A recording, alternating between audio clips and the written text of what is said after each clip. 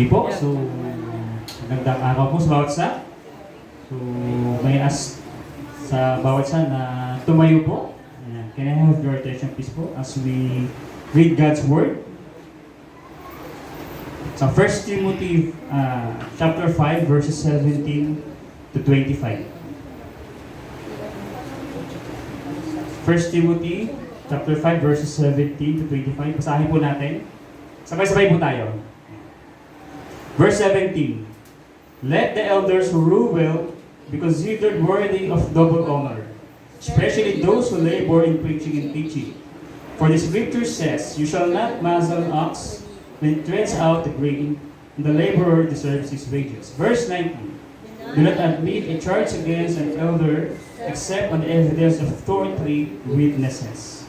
As for rebuke them in the presence of all, so that the rest hear.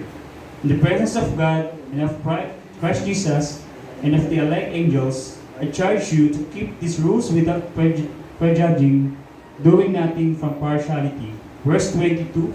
Do not be hasty in the laying on of hands, nor take part in the sins of others. Keep yourself pure. No longer drink only water, but use a little wine for the sake of your stomach and your frequent ailments. Verse 24. Sins of some men are conspicuous, going before them to judgment. But the sins of others appear later. And last verse 25. So also good works are conspicuous, and even those that are not cannot remain hidden. Sige po, it's always to God the glory as well word, makakapul pong bawat isa.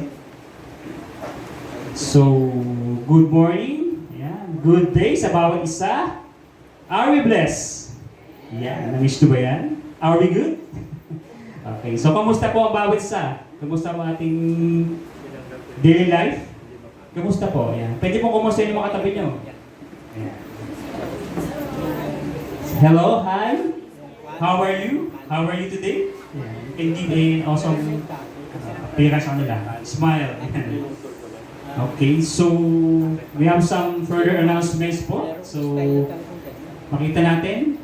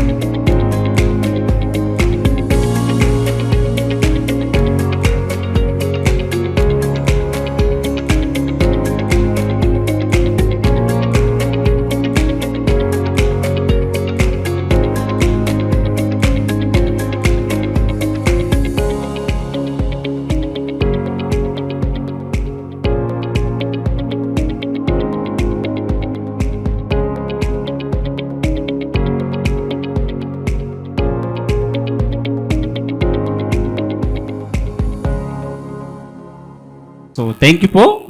And of course, syempre, we have another form of worship. Ano nga ba yung form of worship? It's always yung pagbibigay natin, tithes and offering. So, let's look again sa ating mga Biblia, our Bibles. 2 Chronicles, chapter 31, verse 12.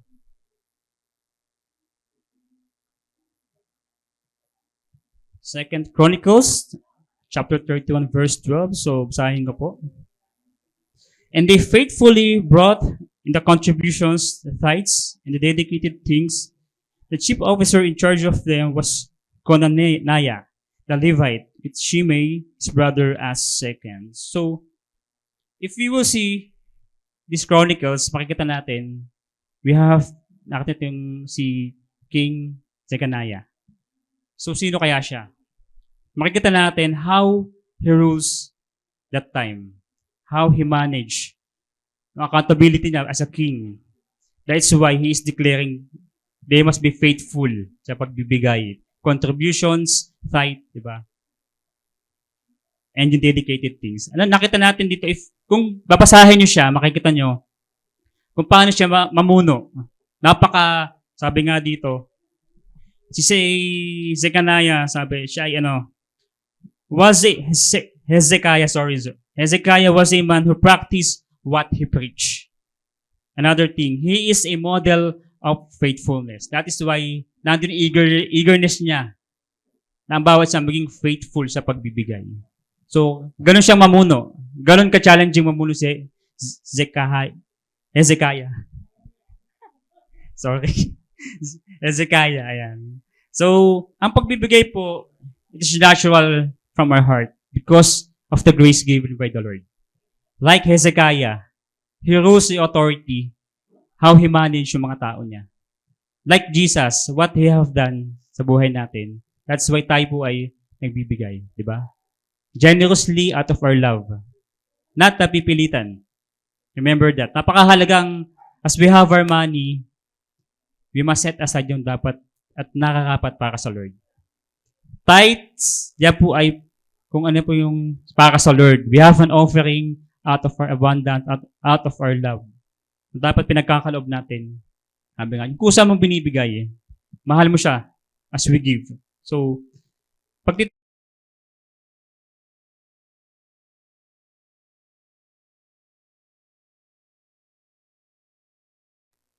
kasi nga, He is bears the message sa ating Panginoon. Amen po ba? Amen. So, makikita natin yung kanyang trust in the Lord. So, tayo kaya, as we give,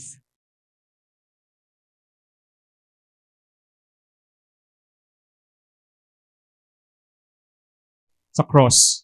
Let us see always the cross. That's why yung Lord, binigay niya, yung Ama, binigay niya yung anak para sa buhay natin. So, yung pagbibigay natin financial, tingnan din natin yung heart natin, our minds, are we giving generously? Di ba? Tayo ba napipilitan lang? So, let us check always as we give. Napakahalaga po nun na tayo nagbibigay, Lord, I'm giving this wholeheartedly. By faith. Di ba? Kaya nga faithfully eh. Diba? Faithfully. What is faith? Faith comes from hearing the Word of God. So, you must know the Word of God. Pag-aralan po natin, kailangan natin saliksikin, unawaan natin, at kailangan natin kilalanin kung sino yung Panginoong Jesus. Kaya ang pagbibigay, napakahalaga. Sino nga ba ang Diyos na pagbibigyan ko? Diba? Kaya bakit po tayo nagbibigay? Isa nagtatanong ba, saan po gagamitin yan? Of course, we need the necessities ng church, ng mga humahayo. Kailangan po natin yan. Diba? So, napakahalaga po sa Christian as we give. Check our hearts. Like Hezekiah. The accountability na meron siya. Yung trust. As a model. He is a king. So, tingnan natin ang Panginoong Jesus. He is a king. The highest of all. Kings of kings. So, as sa pagbibigay, ang puso natin, handa ba lagi? So, tingnan natin. Are we giving faithfully? So, it is a challenge. Again, are we giving faithfully to the Lord? Sige po. So, ating pong hawakan ng ating mga pagkakaloob and let us pray for our financial. Sige po. Let us pray. Hallelujah, Lord. Panginoon, salamat, Lord, for this day as we give. First, Lord, may we be like Hezekiah, a king who rules to his station, sa kanyang pamunuan, nasasakupan. He is a model, and the Lord, His accountability to grow. Nasasakupan niya, magbigay generously. And of course, Lord, you love the passion.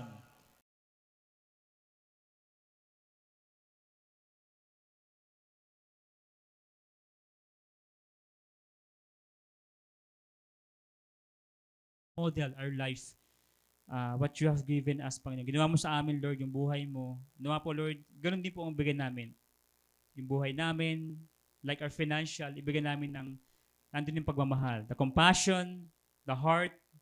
Lord, ipakita mo, Lord, sa buhay namin. No, we know, Lord, hindi ka nang kukulang. Kaya we need to give nang andun yung pagmamahal. Huwag kami mag-hesitate. We don't hesitate. Lord, we don't to be tossed by the waves, Panginoon, as a Christian. We must give, nandun na yung heart namin. Lord, kung may kukulang, tulungan mo kami to give and help our hearts. Maybe there's a sin na naghihinder for us to give wholeheartedly, Lord. Help us. And Panginoon, we know as we give always comes, Lord, as we grow. Lord, we are growing maturely as a Christian. Thank you for this financial, Lord. Help us to give, Lord, to your will. In Jesus' name we pray. Amen. Sige po, ating mapalakpan yung Panginoon. So, okay po. So, let's have our praise and worship para po sa ating Panginoon. Salamat po.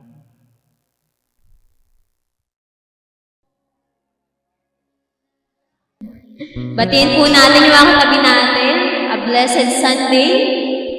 Yan. So, welcome po sa ating iglesia. At ngayon po tayo ay maghahandog ng awitin para sa ating Panginoon. Sabi po sa Leviticus chapter 18 verses 4 to 5, "You shall follow my rules and keep my statutes and walk in them. I am the Lord your God. You shall therefore keep my statutes and my rules. If a person does them, you shall live by them. I am the Lord."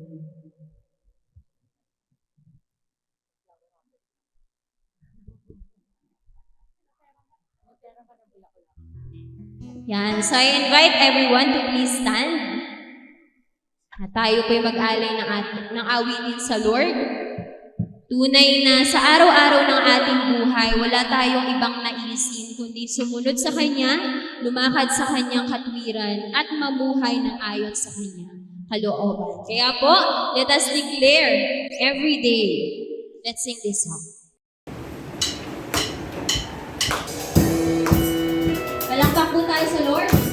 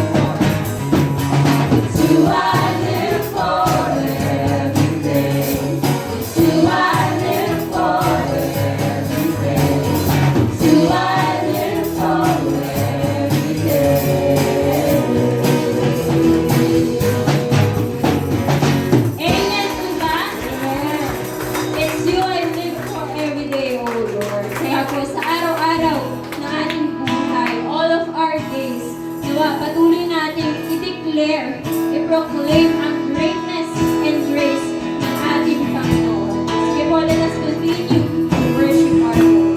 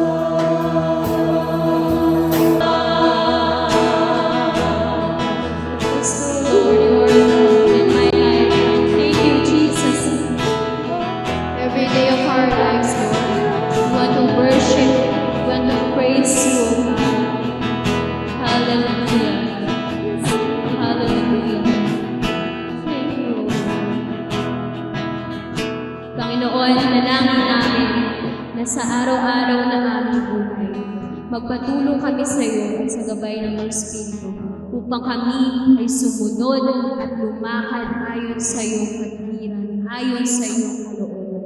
Tulungan mo kami, Panginoon, na maging offering yung buhay namin sa iyo, a pleasing sacrifice to you. Thank you, Lord. Continue to be with us at sa mga nalalawit ang oras ng aming service na ito. Ikaw pong malugod, ikaw pong mataas. Sa iyo pong papuri, karangalan, pasasalamat sa pangalan ni Jesus. Amen. Amen. Palakpakan po natin ang ating Panginoon. Sige po, manatili po tayo sa pagkakatayo at sabay tayo po ay magbabasa ng salita ng Panginoon. So, nagpapatuloy po tayo sa pag-aaral ng Book of Nehemiah. So, chapter 10. Chapter 10, verses 28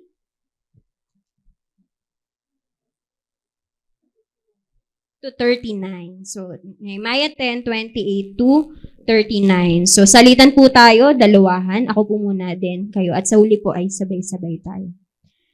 The rest of the people, the priests, the Levites, the gatekeepers, the singers, the temple servants, and all who have separated themselves from the peoples of the lands to the law of God, their wives, their sons, their daughters, all who have knowledge and understanding, join with their brothers, their nobles, and enter into a curse and an oath to walk in God's law, that was given by Moses, the servant of God, and to observe and do all the commandments of the Lord, our Lord, and His rules and His statutes. Okay po.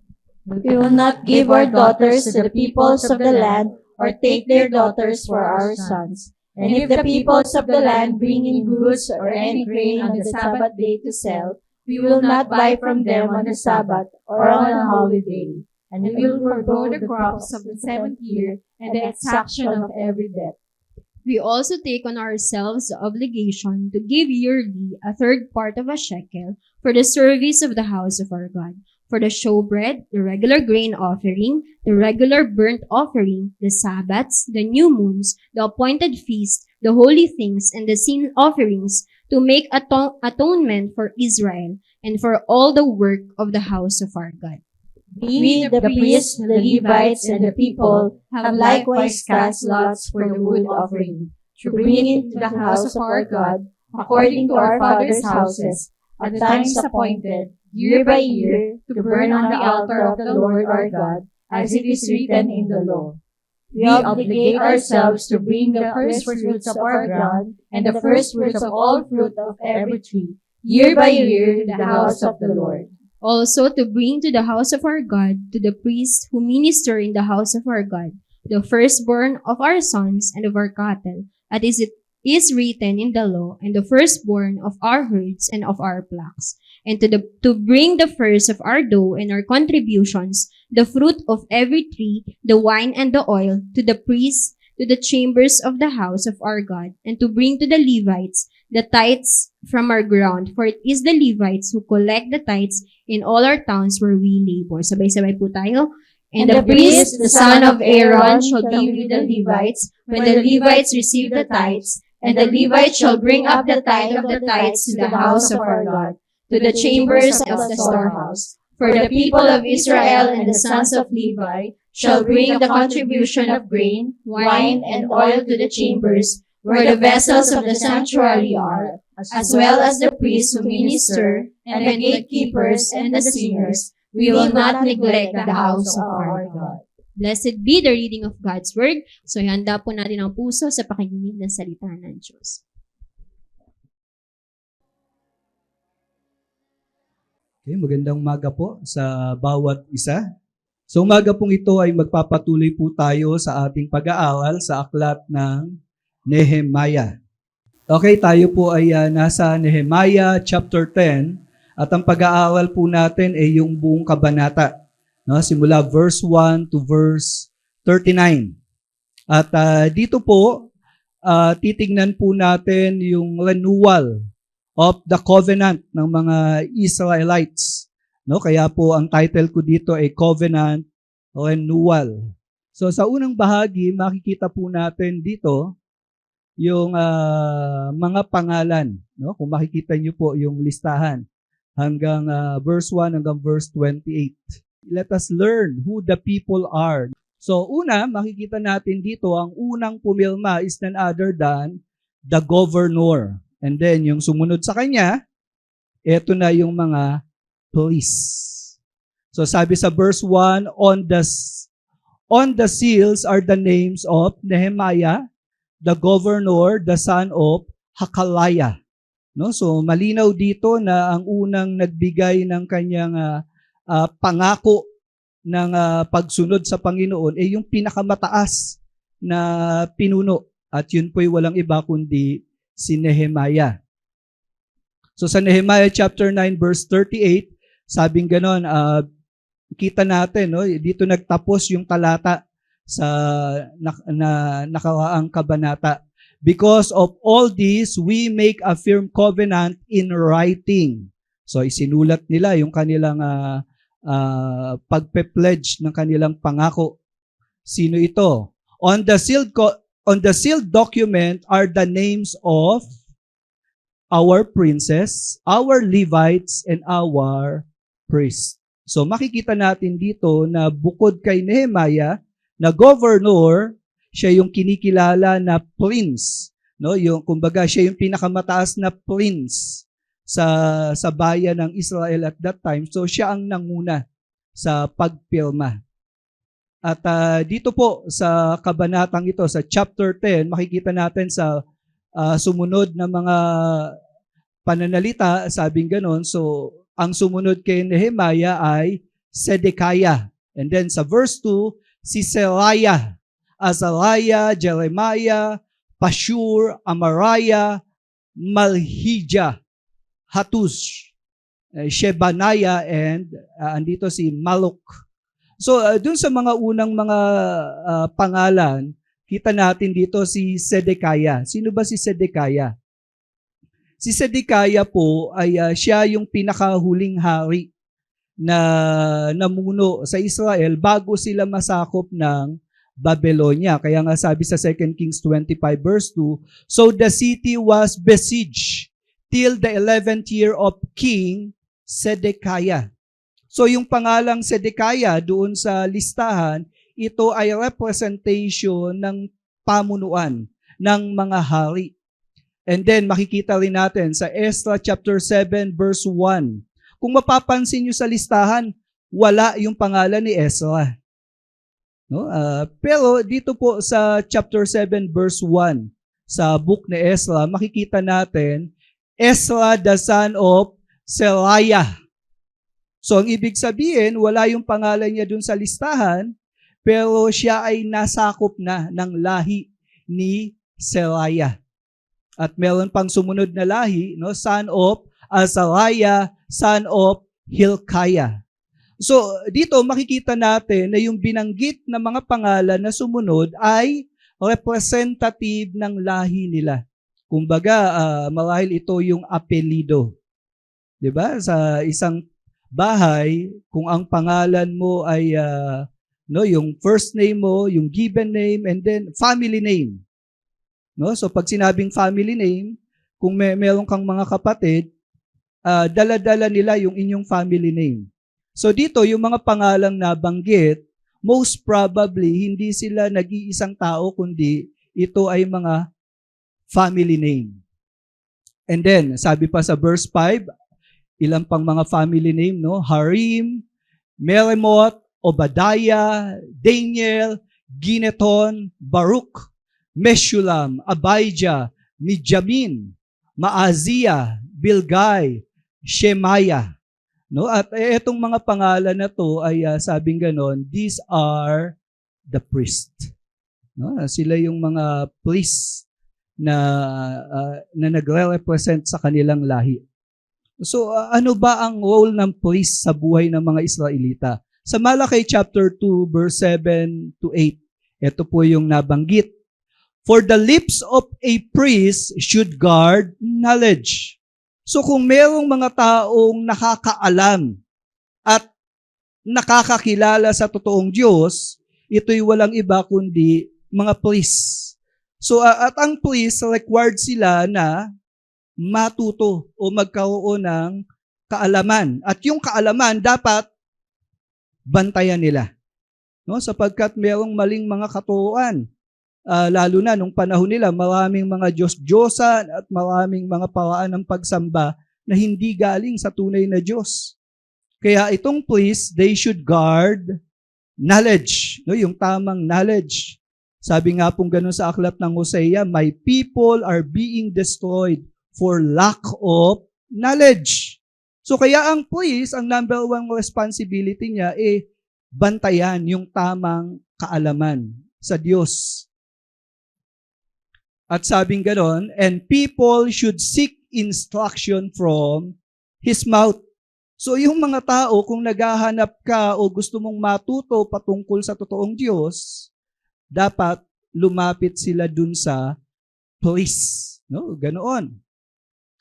For He is the messenger of the Lord of hosts. So sino ba yung priest? Sila yung representative ng Diyos. Sila yung messenger. Sila yung itinalaga ng Diyos bilang mensahero ng kanyang pangalan o ng mga katotohanan patungkol sa kanya. Kaya lang dito sa Malakay, makikita natin na itong mga priest na ito ay nagkaroon ng problema. Isipin nyo na lang, no, kung nagkaroon ng priest na mali ang itinuturo, hindi naging maganda sa buhay ng mga Israelita yon. Kasi nga, sabing ganun dito sa verse 8, but you have turned aside from the way. You have caused many to stumble by your instruction. So, ito yung nangyari sa mga priests nung panahon nila Malakay. No, yung mga priests lumayo sa katuruan na ibinigay ng Panginoon. At dahil sa paglayo nila, nadamay ang napakaraming tao. So, napaka-importante nung role ng priest. Pero sa pagkakataong ito, makikita natin na mismong yung mga priests kasama ng governor, they pledge their commitment to the covenant. At hindi lang sila, kundi sabi pa sa verse 9, and the Levites. 1 Chronicles chapter 6 verse 48, Levites were appointed for all service of the tabernacle of the house of God. So, kung merong taong simbahan na tinatawag, o yung tumatao sa templo at kumikilos doon, gumagawa, they are none other than the Levites. So, ito yung trabaho ng Levites, no? Napakahalaga. Kaya pala wala silang portion na nakuha sa lupain, kasi sila, ang tututukan nila is none other than the temple. At dito, binanggit, sino-sino yun? So, ito yung mga Levites na maybe they represent yung kanilang family. No, yung family din ng kanilang mga yung mga angkan nila. And then sa verse 14, makikita naman dito, bukod sa Levites, ang pumilma pa, the chiefs of the people. Sino itong chief na tinatawag? Sa Exodus chapter 18, verse 21 to 22.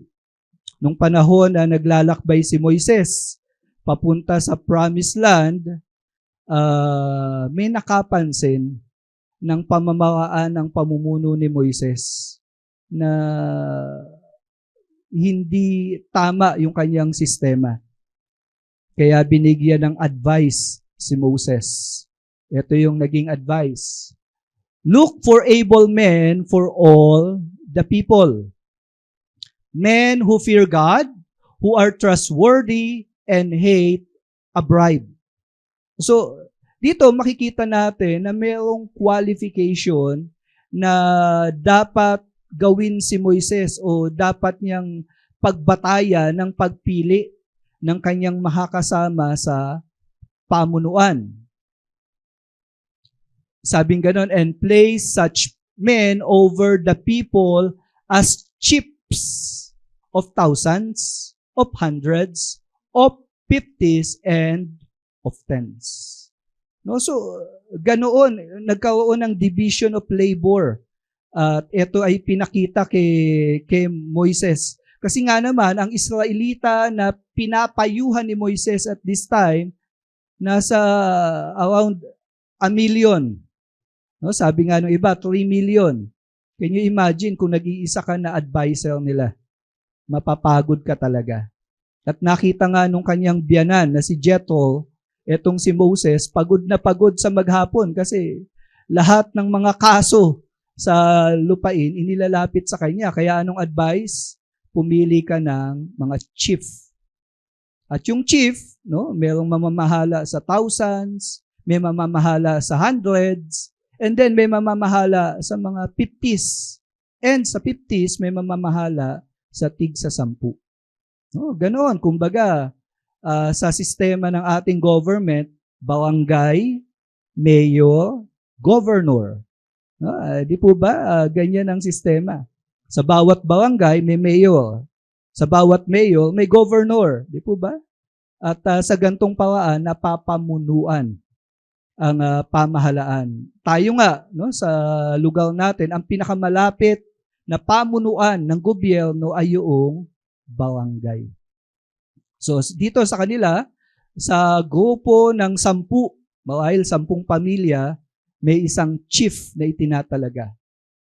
Sabi pa sa talata, and let them judge the people at all times. Every greater matter they shall bring to you. But any small matter they shall decide themselves. So it will be easier for you. No? Yun ang sabi kay Moses. And they will bear the burden with you. So etong mga chiefs, sila yung nagpapasan ng mga suliranin sa kanilang sa community ng Israel. At etong mga chief na ito, pumirma din. At etong mga taong to, definitely they have realized na sila'y naging malayo sa Panginoon.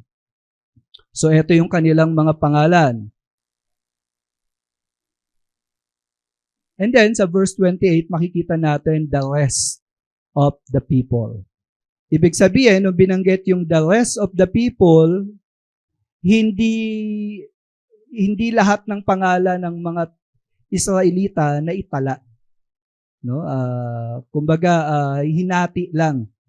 Meron lang representation yung kanilang mga pangalan. At dito nga, yung representation, merong clergy na kung tawagin, no? The priests, the Levite, the gatekeepers, the singers, the temple servants, and all who have separated themselves from the people of the lands to the law of God. So, sino yung clergy sa panahon natin, no? Dito sa New Testament? Sa Acts chapter 6 verses 2 to 4, makikita natin yung dedication ng mga apostles. Sabing ganun sa talata, and the 12, yan po yung mga apostles, no? Yan ang tawag sa kanila. Summoned the full number of the disciples and said, it is not right that we should give up preaching the word of God to serve tables. Ang senaryo po niyan, dumating yung time na ang mga disciples, mga Christians, dumadami. At sa pagdami nila, isa sa mga responsibilidad ng mga Christians, yung mga balo. Pag sinabing balo, na wala ng asawa, marahil wala na ring anak, at walang tumutulong sa kanila, at hirap makakuha ng hanap buhay. So ang church, inaampo nila yung mga balo. At isang paraan para tulungan ng balo, pinakakain nila ito. At dumating nga yung time na dahil nga dumadami na ang mga Christians, sabi nila nitong mga apostles, hindi namin pwedeng i-give up yung preaching ng Word of God para lang mag-serve ng pagkain. No? So makikita natin dito na yung priority nitong mga apostles is to preach the Word of God. Pero hindi pwedeng pabayaan yung mga balo. No, yung ministry ng pagtulong sa nangangailangan sa church. So anong ginawa nila? Sabi sa verse 3, therefore, brothers, pick out from among you 7 men. So pumili sila ng 7 tao. Pero merong qualification din of good repute, full of the Spirit, and of wisdom who we will appoint to this duty. So anong solusyon? Ibang gagawa, no? May ibang taong gagawa. At ito ay appointed ng mga apostles. Kaya sabi sa verse 4, but we will devote ourselves to prayer and to the ministry of the word. So ang mga apostles, nag-focus sila saan? Para sa pananalangin, no? At pag-aaral ng salita. So sa panahon natin, sa panahon natin, ang kinikilala natin na clergy are those people who devote their time to preaching. At para makapag-preach ng maayos, importante na sila ay mayroong panahon sa pananalangin at pag-aaral ng salita ng Diyos.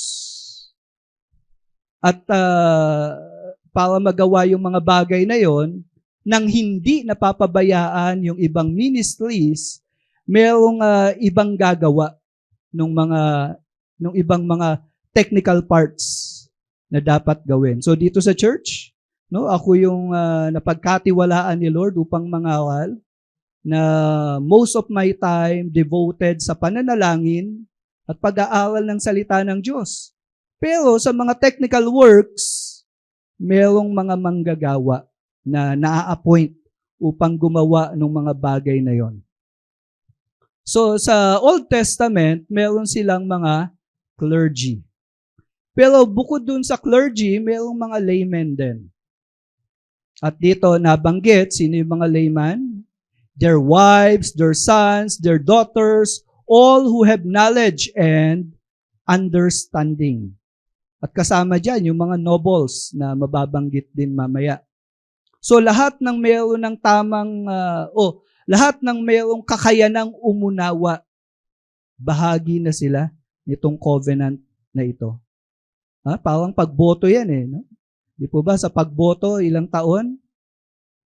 No? So yung 18-year-old, kinikilala natin na mayroon na siyang consciousness na malaman yung mabuti at masama. No, pwede na siyang pumili ng mabuti at ng mga bagay na dapat niyang i-reject. No? So dito sa bayan ng Israel, yung may mga sapat na kakayanan upang umunawa, bahagi na sila ng covenant. Sa 1 Peter chapter 2 verses 9 to 10. Pagka pinag-usapan yung mga ordinaryong member sa church, ano bang kalagayan nila? So dito si Apostle Pedro, kausap niya yung church at ipinaunawa niya ang kalagayan ng mga member ng church. Ano sabi? But you are a chosen race, a royal priesthood, a holy nation, a people for His own possession. Take note. Makikita natin dito yung term na royal priesthood. So dito, mauunawaan natin na sa lumang tipan, kung ang priest, piling-pili lang. No? Hindi lahat nagiging priest no? Sa lumang tipan. Sa bagong tipan, in view of covenant with Jesus, no, tayo merong pakikipagkasundo kay Jesus, tayo ay naging bahagi ng priesthood sa kingdom of God. So kung ikaw mananampalataya at alam mong iniligtas ka ng Panginoon, you belong to the priesthood. So ang priesthood, meron silang trabaho. Sabing ganon, that you may proclaim the excellencies of Him who called you out of darkness into His marvelous light. Kaya nga po itong pananaw ng clergy at laymen sa lumang tipan, yan po nung panahon nila ng mga Israelita. Pero sa panahon natin, hindi na po nahahati sa ganyang kalagayan. Bagamat mayroong mga pastor na katulad ko na nakafocus sa pag-aaral ng salita ng Diyos, sa pananalangin, pero hindi lang ako ang tinatawag ng Panginoon upang gumawa at maging bahagi ng gawain ng Panginoon. Bawat isa po sa atin. Mga kapatid, it is high time for us na kumilos. Kaya nga po, dito po ang sumunod po na hakbang na ginawa ng mga Israelita, they made a pledge. No, sa verse 29 to 39. So yung pledge nila nakatuon, una, to the law of the Lord. Sabing ganun sa verse 29, join with their brothers, their nobles, and enter into a curse and an oath to walk in God's law that was given by Moses, the servant of God. So itong mga Israelita, alam nila yung pinasok nila. Merong curse. No, pwede silang sumpain ng Diyos kung hindi sila magiging matapat. No, ako po, dumating yung time na may mga pinapipirmahan sa akin na legal documents, lalo na nung tayo naging independent church. Yun pong dokumento, hindi ko pipirmahan yun hanggat hindi ko naintindihan yung nakasulat. Di po ba? Baka mamaya yung pinipirmahan ko, binibenta na pala ako. Kaya nga po, wag pirma ng pirma. Sabi pa nga po, pagka maglalagay ka ng date sa isang document, kumpletuhin mo yung date. Lalo na yung mga figures ng numbers, no? Dapat malinaw. So dapat alam mo yung pinapasok mo. So dito, yung mga Israelites, they know na sa kanilang covenant, there are curse na nakapaloob doon at meron silang oath, meron silang vow na dapat ibigay. Sa Deuteronomy 29, verse 10, and then verse 12 to 13, sabing ganon, you are standing today, all of you, before the Lord your God. The heads of your tribes, your elders, and your officers, all the men of Israel, so that you may enter into the sworn covenant of the Lord your God. So, sworn covenant, talagang meron kang obligasyon, at may obligasyon din yung Diyos, na kung saan itatalaga mo yung buhay mo. No, di po ba sa kumpanya, pag pumasok ka, merong kasunduan yan May trabaho kang dapat gawin, at habang ginagawa mo ng tama yung trabaho mo, hindi ka lumalabag sa pamantayan ng kumpanya, then yung kumpanya obligado na swelduhan ka. No? At pag natuwa sa'yo, may bonus ka pa. At pag talagang napagkatiwalaan ka, pinopromote ka. Di po ba? Ganun ang company. So dito po, makikita natin na yung covenant, mayroong obligation, both party. Ang Diyos at sila bilang nangako. At sila Nehemiah, sa henerasyon nila, pumapasok sila sa kasunduang ito sapagkat alam nila, dumating yung time na nilalabag nila yung ganitong kasunduan. Pero na-realize nila, hindi nagiging maayos yung buhay nila dahil hindi sila sumunod sa Panginoon. Kumbaga, nalihis sila ng landas.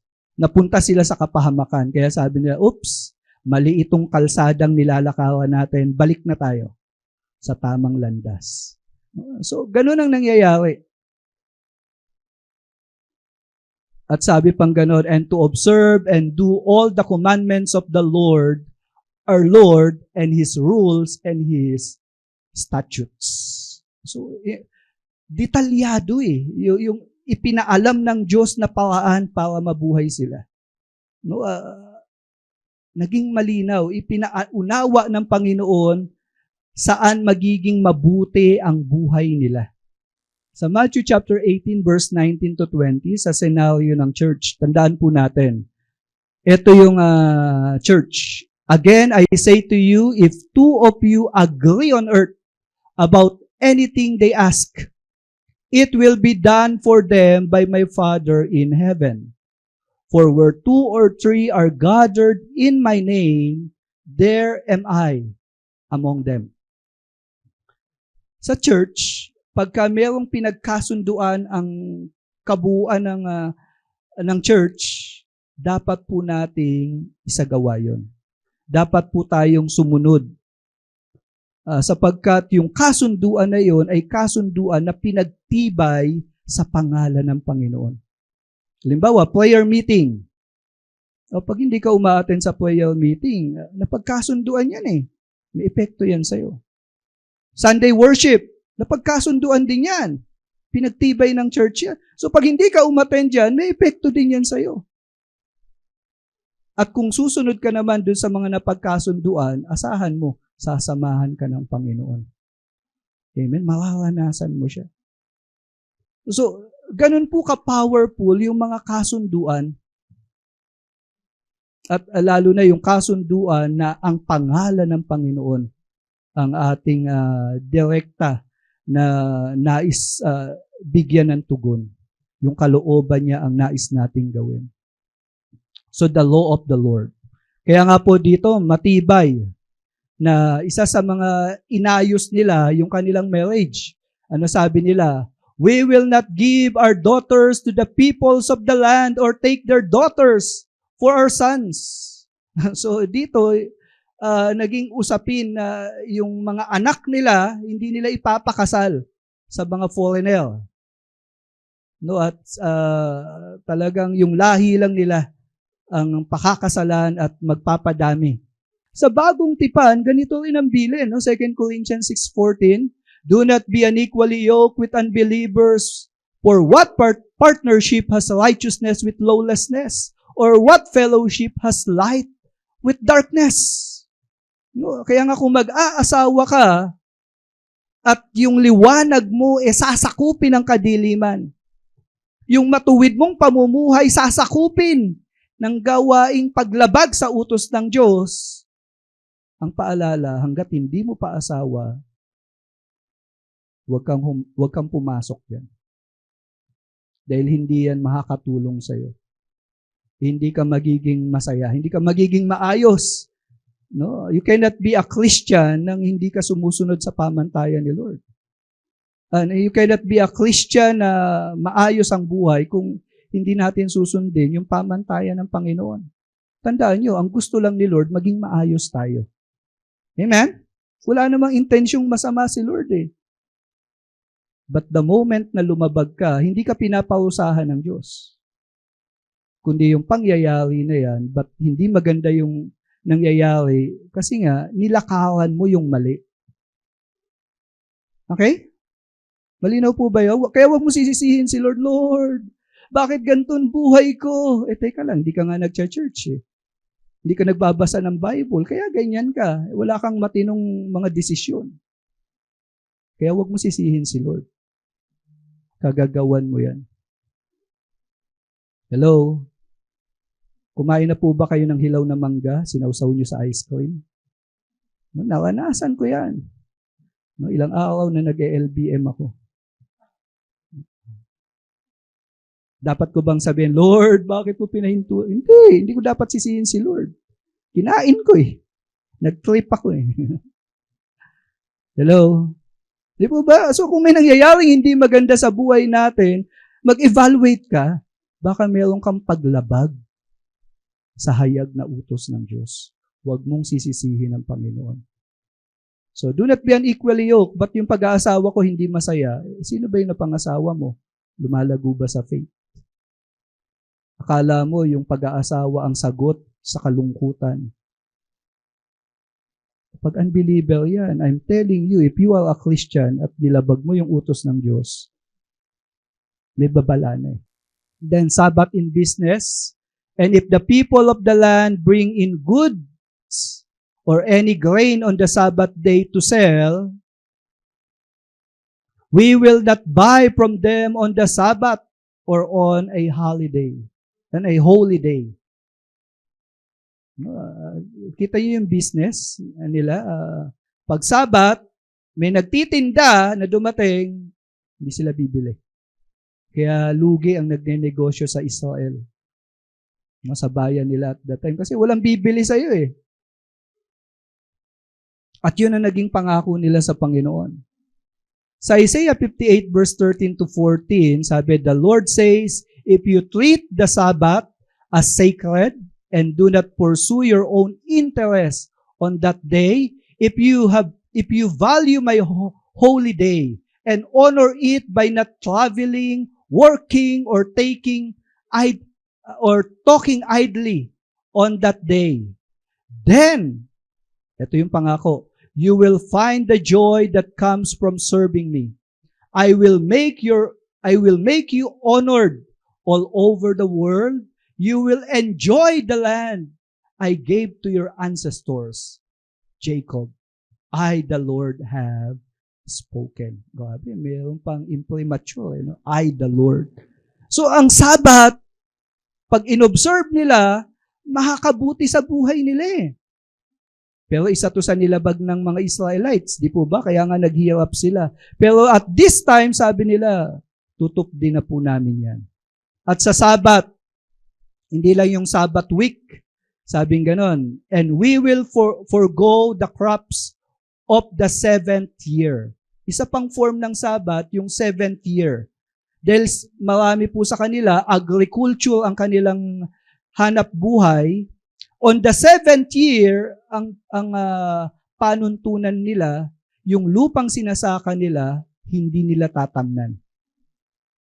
At yun din na naging pangako nila, no? On the 7th year, yung lupa, hayaan nilang nakatiwangwang. Alam niyo po, scientifically speaking, kailangan din po pala ng lupa na yung taniman, yung sakahan, dapat may time na hindi siya tinatamnan para daw po mabuhay yung mga nutrients dun sa lupa. No, ang talino ni Lord eh. At dito, inutos nga sa mga Israelites at sabi ng Israelites, okay, on the 7th year, hindi na kami magtatanim. Isa pa, and the exaction of every debt. Dito maganda mangutang sa Israelites. Pag inabot ng 7th year, palalayain ka na. Wala ka ng utang. At yun ang naging kasunduan nila. Yan ang rule ng Sabbath pagka pinag-usapan yung pera or business.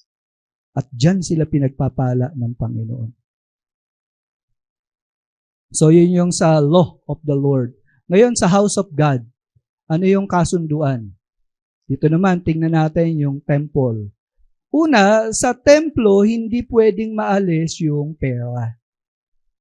Sabing ganon. We also take on ourselves the obligation. Take note, obligation. Ano obligasyon nila? To give yearly a third part of a shekel for the service of the house of our God. So take note, shekel, yan po ay form of money nila. At sabing ganon, sa buong taon, yung kinita nila, a third part, ibibigay nila para sa house of God. Ganon ang kanilang commitment. 2 Corinthians chapter 9, verse 7 to 8. Sa church, eto po, each one must give as he has decided in his heart. So, hindi na, kumbaga, percentage ang usapin. Ang usapin dito, generosity of giving. Pag pinag-usapan yung generosity of giving, yan yung iniisip mo, gaano katapat si Lord sa buhay mo. At gusto mong ibalik sa Panginoon yung pasasalamat sa pamamagitan ng mga kinikita mo. At dito, malinaw, nagpaplano ka kung magkano yung gusto mong ibigay kay Lord. As you decide in your heart. Not reluctantly or under compulsion, for God loves a cheerful giver. Kanino daw natutuwa si Lord? Dun sa nagbibigay na hindi nakasimangot. Sino ba yung nagbibigay na hindi nakasimangot? Alam niyo po, yung nagbibigay na hindi nakasimangot, yan yung tao na malaki ang tiwala sa Diyos. Kasi sa mga hindi mananampalataya, pag nagbigay sila, ang feeling nila, nauubos yung kanilang kinita. Ganun po ang unbeliever eh. Pero sa mga mananampalataya, pag nagbigay tayo, nagpapasalamat tayo kay Lord. Lord, ito nga lang kaya ko eh. Pero Lord, salamat, meron akong pwede ibigay. So eto, shekels. Sa nila ginamit? For the showbread, the regular grain offering, the regular burnt offering, the Sabbaths, the new moon, the appointed feast, the holy things. No? Magastos yung mga activity na yan, yung mga seremonya na yan, kaya kailangan nilang mag-pledge ng shekel, ng pera. And the sin offerings to make atonement for Israel and for all the work of the house of our God. So, annually, kailangan nilang gawin yung mga bagay na ito. Ganyan po nung panahon ng mga Israelita.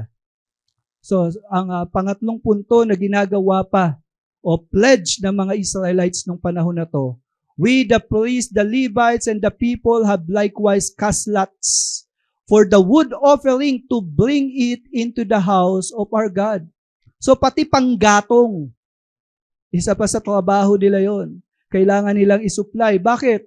Kasi sa Leviticus chapter 6 verse 12, dapat yung altar, yung apoy dito, hindi mamamatay. No, the fire on the altar shall be kept burning on it. It shall not go out. No, ang Olympic fire, di po ba merong torch pag nag-Olympic? Yun pong fire na yon, dapat ang tradisyon hindi dapat mamatay. No, pagka dumating yung another Olympic time, dapat yung file na ginamit last time, yun din ang gagamitin. Yun po ang naging tradisyon. So yung tradisyon na yun, ganun din sa templo. Dapat yung pagkukunan ng apoy para sa mga susunugin, doon kukunin. Sabi, the priest shall burn wood on it every morning, and he shall arrange the burnt offering on it, and shall burn on it the fat of the peace offerings. So yung apoy na pinanggagalingan ng lahat ng inaalay, galing doon sa hindi hinahayaang mamatay na apoy. So ganoon po, kaya merong wood offering. At yung toka nila, assignment, according to our fathers' houses, at times appointed year by year. So 12 tribo, o ilang mang lahi yan, meron silang toka buwan-buwan. O, kayo ngayon, no, parang sa bulaklak natin, ano. O, dapat men's ngayon. No? Nagbigay ba kayo? Next week, women's. Next week, yung Nelly's Angel. Nakatoka eh. So, ganun din, yung burnt offering, tinutoka din. To burn on the altar of the Lord our God as it is written in the law. Again, yung sistemang ito according to the law. So, hindi sila nag-iimbento lang ng gawain para sa Diyos, kundi ang batayan nila ay yung law of God. Dun sa templo ng Diyos, may maintenance ng pagsisindi sa pamamagitan ng etong mga wood offerings, panggatong. Dapat din pinag-aalab natin yung faith natin. So, yung mga ginagawa natin na mga activities, ang intention nito upang mag-alab ang faith natin. Amen? Yun po yung gawain natin. And then ito po, dito po tayo magtapos sa mga mandatory. Una, yung first fruit. No? We obligate ourselves to bring the first fruit of our ground and the first fruit of all fruits of every tree year by year to the house of the Lord. Sabi sa Proverbs chapter 3 verse 9 to 10, honor the Lord with your wealth and with the first fruit of all your produce. Then your barns will be filled with plenty, and your vats will be bursting with wine. So ano ba yung first fruit? Ang first fruit po, kung nagtanim ka, yung unang bunga, dapat dalhin mo yan sa templo. Ialay mo yan. Yun ang first fruit. Kung may alaga kang hayop, yung unang anak niya, ialay mo sa templo. Yun ang first fruit. Yung una mong pakinabang dun sa pinagtrabahuan mo, ibibigay mo yan sa templo. Yun ang first fruit. So, ang mga Israelites may practice na ganon. Sa verse 36, yung firstborn naman, also to bring to the house of our God, to the priests who minister in the house of our God, the firstborn of our sons and of our cattle, as it is written in the law, and the firstborn of our herbs and of our flocks. So firstborn. So kanina, first fruit, agriculture. Firstborn, pwedeng yung anak mo or sa mga alaga mong hayop. So dinadala din nila yon.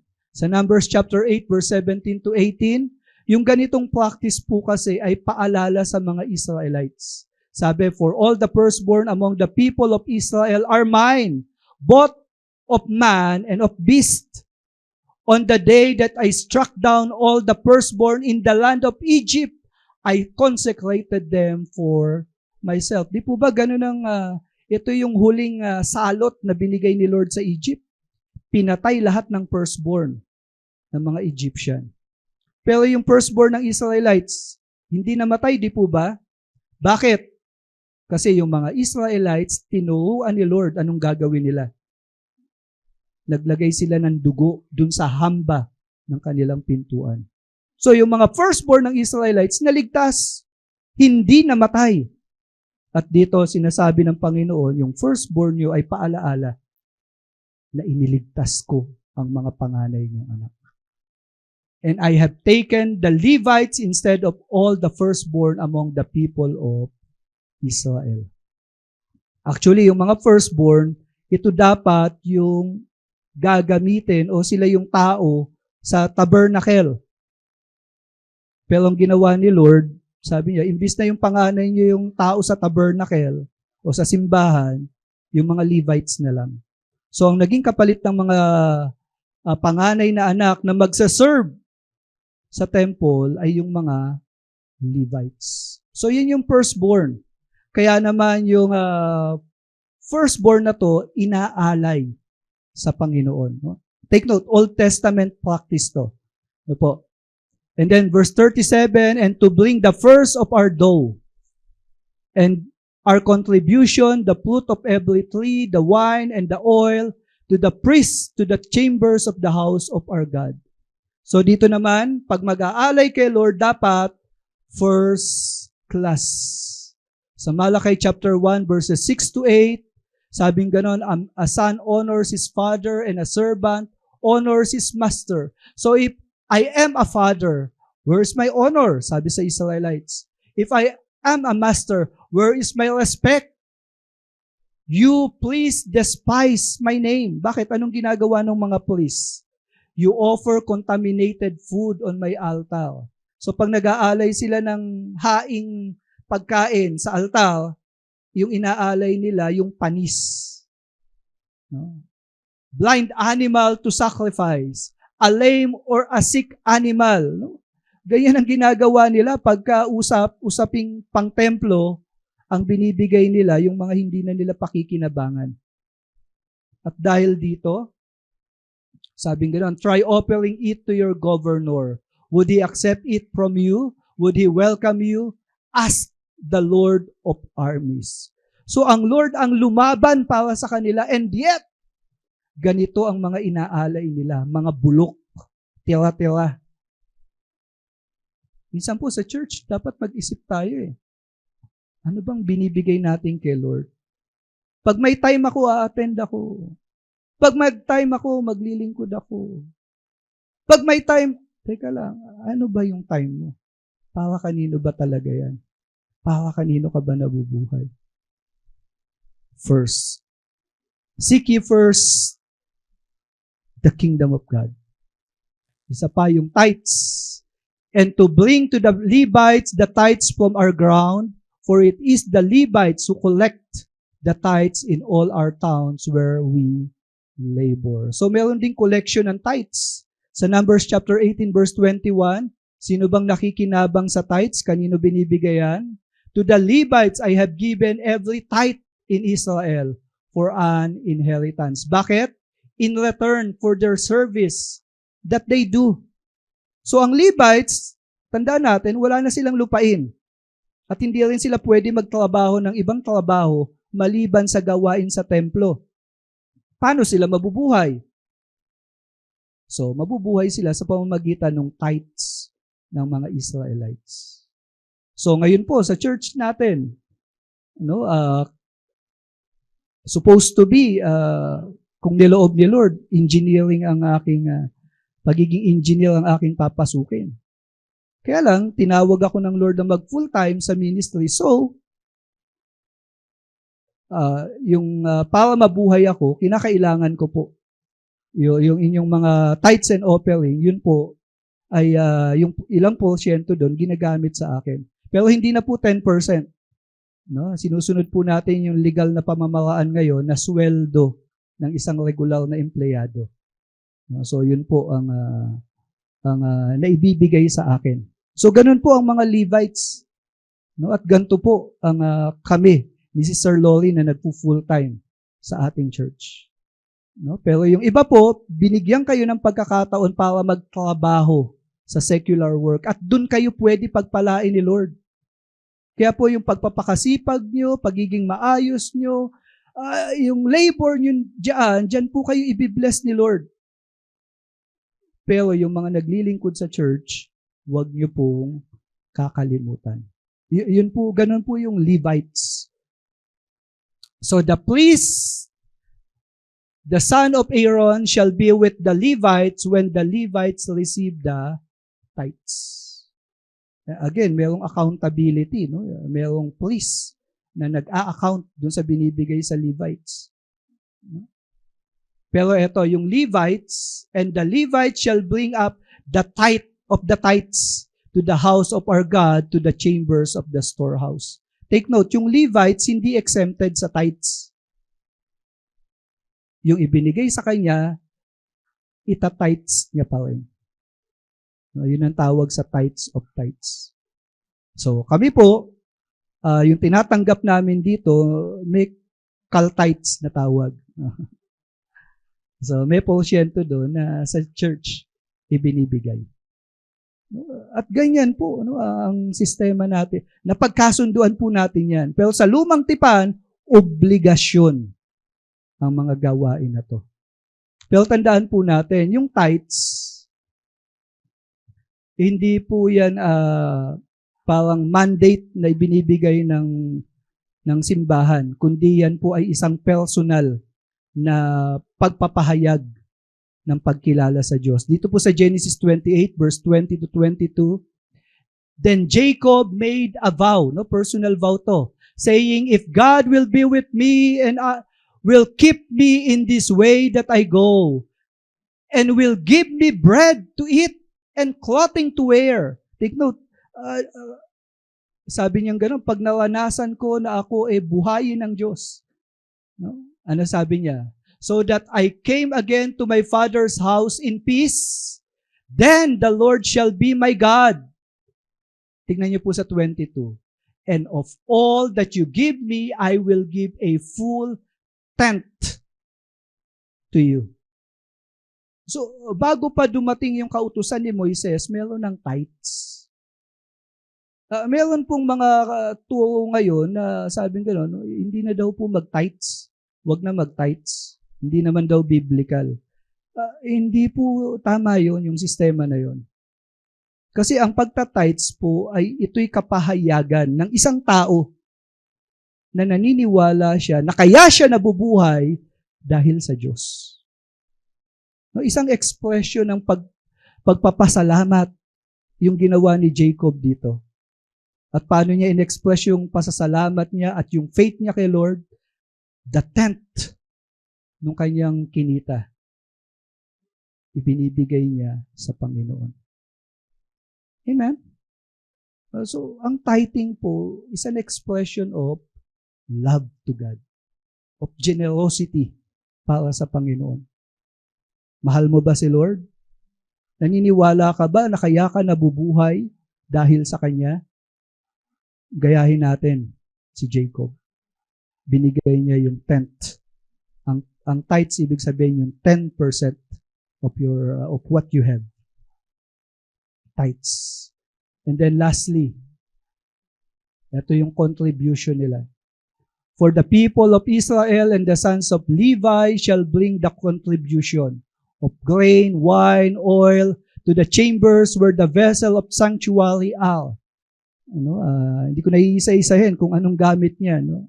Kailangan nila yan para magawa yung ceremony ng worship, as well as the priests who minister and the gatekeepers and the singers. So take note, ito yung mga taong simbahan na.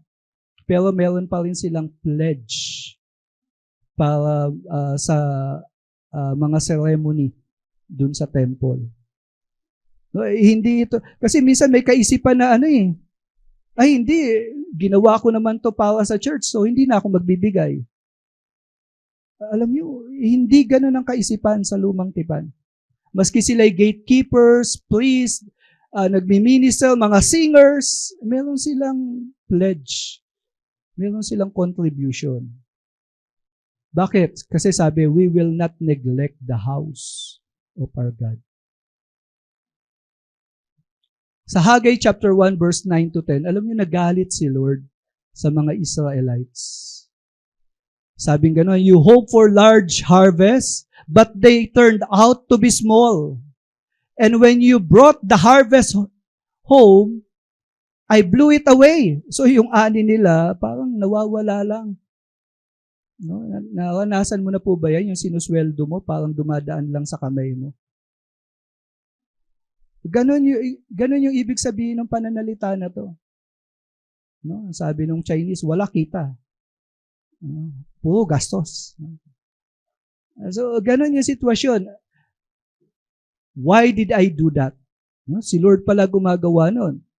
Because my temple lies in ruins while every one of you is busy working on your own house. That is why there is no rain and nothing can grow. So isang dahilan bakit yung Israelites hindi naging productive ang kanilang pamumuhay at hindi sila naging convenient sa pamumuhay, ang dahilan, pinabayaan nila ang tahanan ng Diyos. Habang yung bahay nila, pinagaganda nila ng pinagaganda. Ganun po yung naging sitwasyon. Pag bumili ka ng pabango, talagang grabe yung presyo. Pag bumili ka ng damit, talaga naman. Pero pag nag-tights ka, 20 pesos. Parang corneto. 25 na nga at 30 na nga ata ngayon. Hello? Isipin natin yun. Ang mandate, we must not neglect the house of God. Sino ba yung house of God sa panahon natin? 1 Corinthians 3:16-17. Do you not know that you are God's temple and that God's Spirit dwells in you? Ang usapin po dito, yung congregation ng mga mananampalataya at sinasabi dito, you are God's temple. So yung temple na ginawa ng Israel, bumagsak, nasira. Di po ba? Nung panahon na to, sinabi, masisira yung templo na yon. Pero sino na yung templo? You are the temple of God. Bakit? Kasi nga yung Holy Spirit nagdudwell sa inyo. Kaya ito yung bilin. If anyone destroys God's temple, God will destroy him. Marami pong tao nasira ang buhay. Bakit? Kasi yung church, pinagplanuhan nila ng hindi maganda. Yung church, siniraan nila. Alam niyo po, every time na may ginagawa tayo sa church, at yan church ni Jesus Christ, pag may ginagawa tayo na hindi maganda sa church, ang Diyos mismo sisirain ka. Yun ang sinasabi dito. Bakit?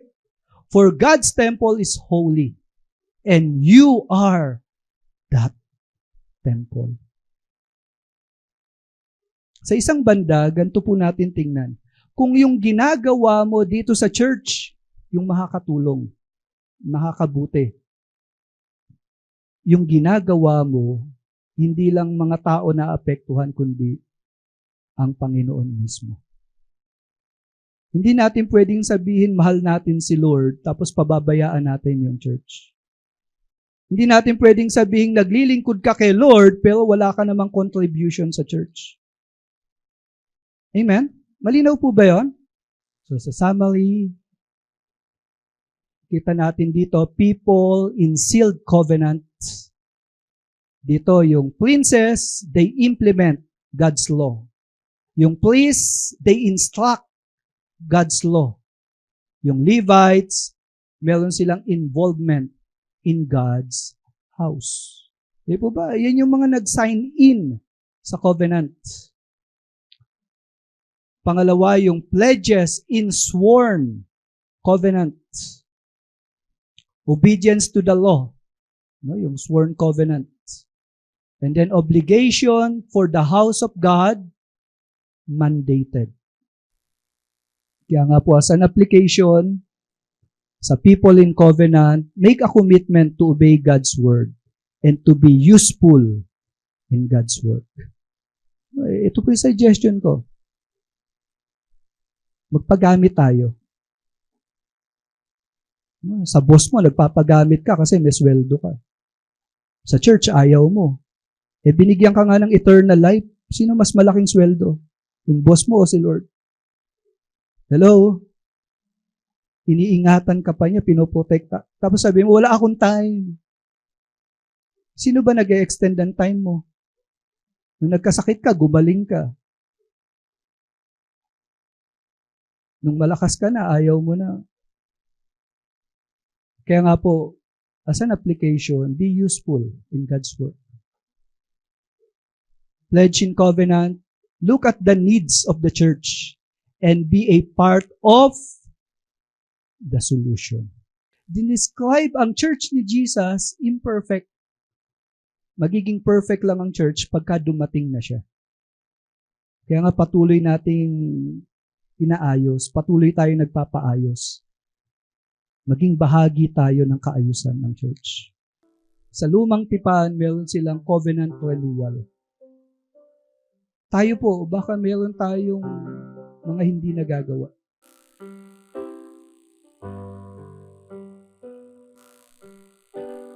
Alam ko po, yung iba po sa inyo, no, medyo nadidelay yung ano natin, yung start ng service. Kaya nadidelay din yung tapos ng service natin. Alam ko na nahihirapan din yung iba sa inyo. Nagugutom na kayo. Meron nga po dito, baka may maintenance pa kayo eh. Nakikita po ni Lord yan. At hindi po mababaliwala yan. Pero to profit sa lahat ng ginagawa natin,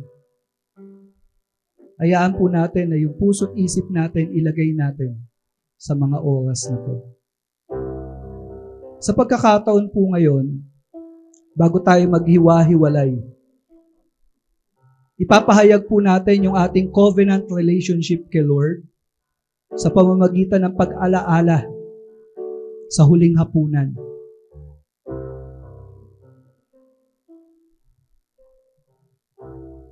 So dun sa huling hapunan, hindi pa man pinapako sa krus ang Panginoong Yesus, ipinaalam na ng Panginoong Yesus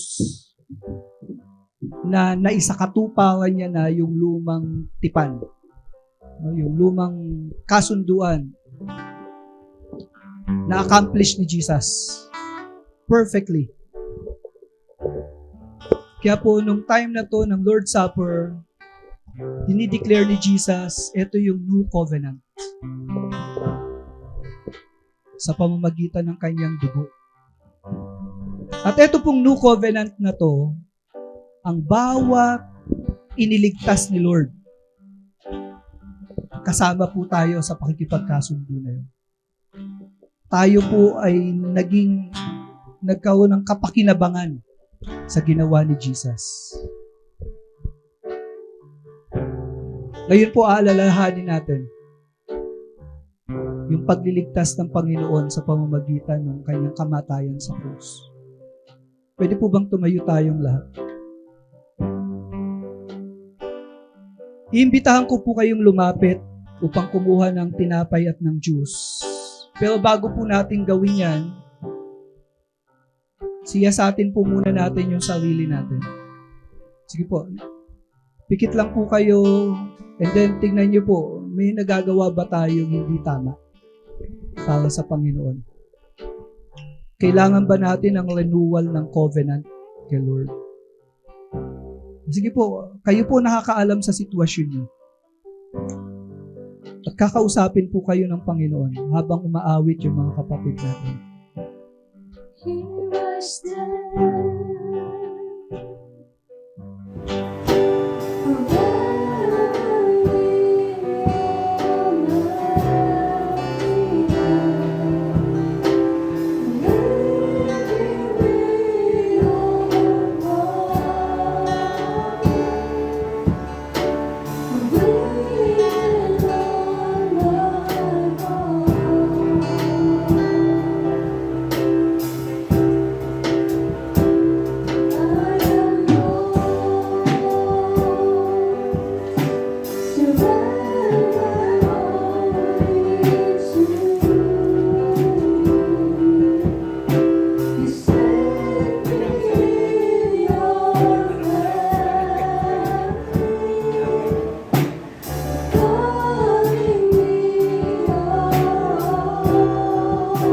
Kung ito pong inaawit natin, laman din ang puso niyo, sabayan niyo po yung pag-awit.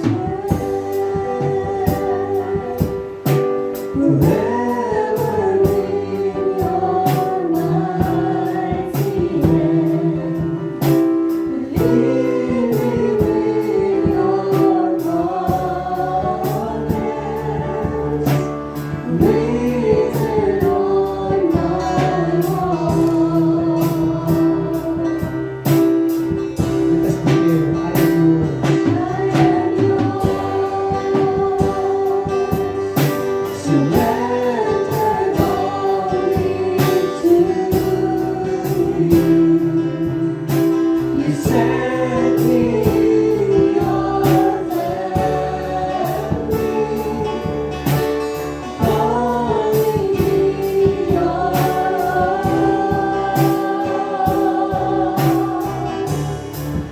Let us sing.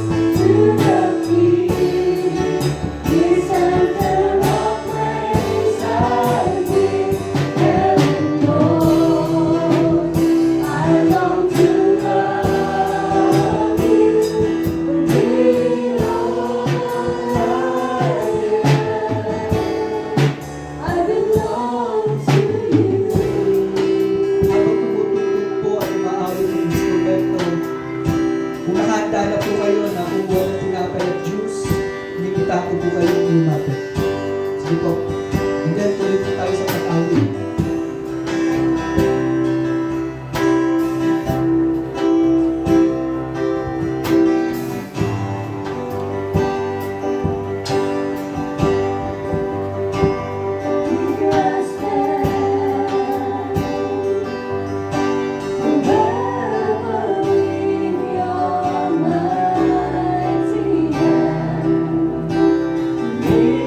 Thank you.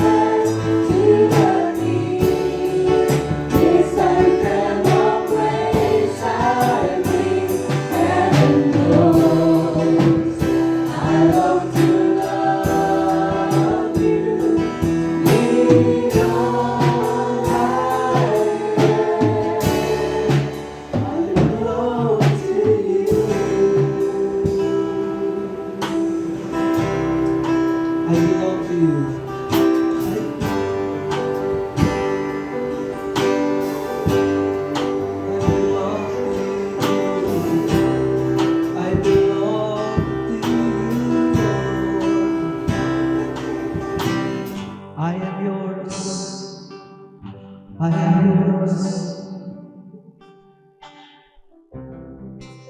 Taas po natin ang tinapay. Ang tinapay na ito ay paalaala sa atin ng katawan ng ating Panginoong Yesus. Siya ay naging tao katulad natin. Bagamat hindi nawala ang kanyang pagiging Diyos nung siya'y naging tao. Kinailangan ito upang tubusin ang sangkatauhan na sasampalataya sa Kanya. Kinailangan siya maging tao upang dumanas ng hirap at pasakit na dulot ng kasalanan. Naging katulad natin siya. At inialay niya ang kanyang katawan bilang handog na buhay.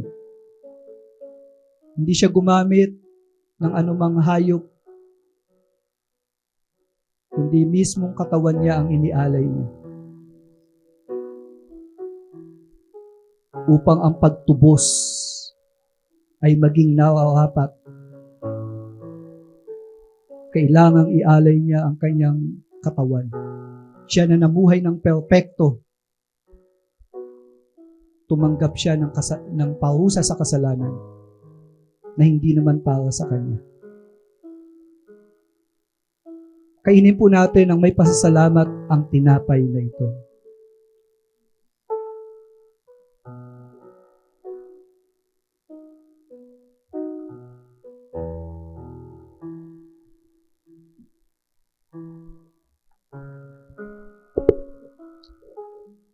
Hawakan po natin yung juice.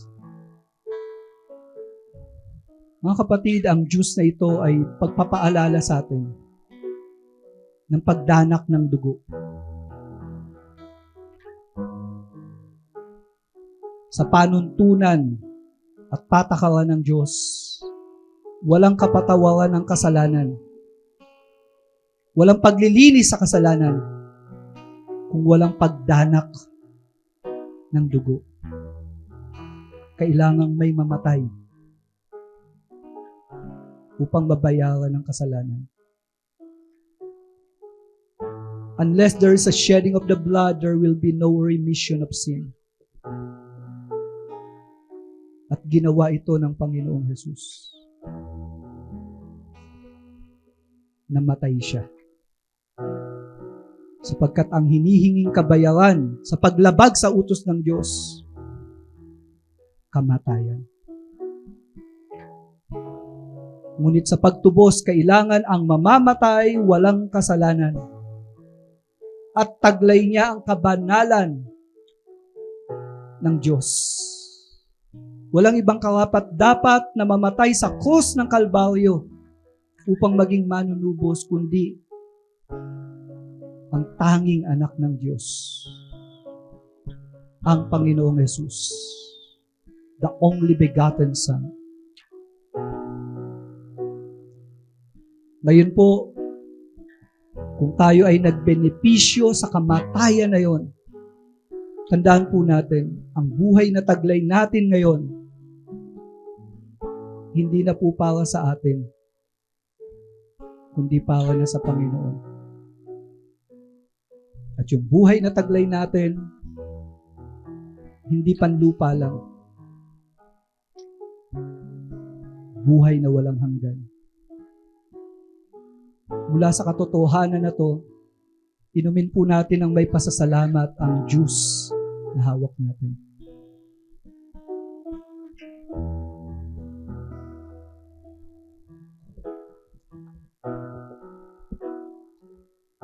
Manalangin po tayo. Amang banal na makapangyarihan sa lahat. Salamat po sa pagtubos mo sa amin. Batid po namin na kung hindi dahil sa ginawa mo na pagtubos sa krus ng Kalbaryo, mananatili kami ng mga makasalanan. Salamat sa naging panuntunan mo, na itong panuntunan na to ay ipinaalam mo sa iyong bayan, sa mga Israelita, sa lumang tipan. But those things are but a shadow of realities to come. At kami po, na nakaunawa ng iyong pagdating, ang Mesiyas ay dumating na. Nakita po namin kung paano niyang isinakatuparan ang hinihingi ng lumang kasunduan o ng lumang tipan. Nakumpleto niya po ang mga bagay na yon. At hindi lang niya sinunod ang hinihingi ng lumang tipan, kundi namatay din siya upang tubusin ang mga sasampalataya sa Kanya. Panginoon, salamat dahil alam po namin ang sino mang sumampalataya sa iyong anak hindi na mapapahamak, kundi taglay namin ang kapatawaran at ang buhay na walang hanggan. Nawa, Panginoon, kami po bilang isang iglesia, tulungan niyo po kami na maging masunurin sa iyong mandato na ipahayag ang mabuting balita. At huwag po kaming tumigil habang nabubuhay kami na kami ay lumago sa pagkakilala sa iyo. Upang kami maging matatag sa aming pananampalataya. Panginoon, sa bawat isa na narito ngayon, batid namin na kami ay nakibahagi sa isang gawain na nagbigay ng kaluguran sa iyo. Kaya't batid namin na ang bawat isa ay pinagpala sa pag-aaral namin ng iyong salita, sa pananalangin namin ayon sa iyong mga salita, at sa mga awitin namin na may pagtanaw sa iyong mga salita. Nawa, ang pagpapala at biyaya ay patuloy na makamta ng bawat isa na narito ngayon. To the King eternal, immortal, invisible, the only God, who deserves all the honor and glory. Now, our wise God, in the name of the Father, of the Son, and of the Holy Spirit, may His guidance, peace, protection, and presence be upon each and every one of you. In Jesus' name, everybody says Amen. Ano po ang Gospel Coalition Church? Anong mission natin? Our mission is To glorify God by proclaiming the gospel until we all attain the whole measure of the fullness of Christ. Ano slogan natin? Sharing Christ, changing lives. Sabihin niyo po sa katabi niyo yun. Sharing Christ, changing lives.